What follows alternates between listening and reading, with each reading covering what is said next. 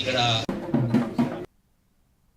అనంతపురం జిల్లా ఉరవకొండలో ఏఐఎస్ఎఫ్ ఆధ్వర్యంలో భిక్షాటన చేస్తూ నిరసన కార్యక్రమం నిర్వహించారు. రాష్ట్రంలో పెండింగుల్లో ఉన్న 10,700 కోట్ల ఫీజు రీయింబర్స్మెంట్ స్కాలర్షిప్ బకాయిలను తక్షణమే విడుదల చేయాలని నాయకులు డిమాండ్ చేశారు. కోర్సులు పూర్తి చేసిన విద్యార్థులకు ఫీజులతో సంబంధం లేకుండా సర్టిఫికెట్లు అందజేయాలని కోరారు. ప్రభుత్వం ఇచ్చిన హామీలు అమలు చేయకుండా విద్యార్థులను ఉన్నత విద్యకు దూరం చేస్తోందని విమర్శిస్తూ సమస్యలు పరిష్కరించకపోతే పెద్ద ఎత్తున ఆందోళనలు చేపడతామని హెచ్చరించారు.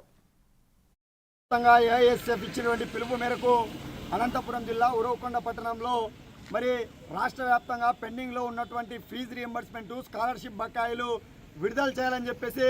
మరి భిక్షాటన చేస్తూ నిరసన కార్యక్రమం చేపట్టడం జరిగింది. ఈరోజు కూటమి ప్రభుత్వం అధికారంలోకి రాకముందు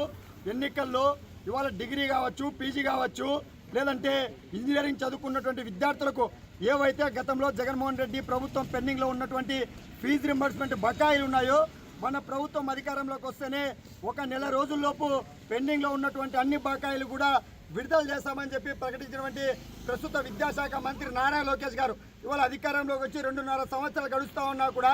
రాష్ట్ర వ్యాప్తంగా పెండింగ్లో ఉన్నటువంటి ఫీజు రీయింబర్స్మెంట్ బకాయిలు ఏమాత్రం కూడా విడుదల చేయకోకుండా ప్రతి అసెంబ్లీ సమావేశాలలో ఇవాళ మేము 1,200 కోట్లు విడుదల చేస్తాం, 1,800 కోట్లు విడుదల చేస్తామని చెప్పి కేవలం పేపర్ ప్రకటనలకే పరిమితం అవుతూ ఉన్నారు తప్ప ఇవాళ విద్యార్థుల ఖాతాలలో కానీ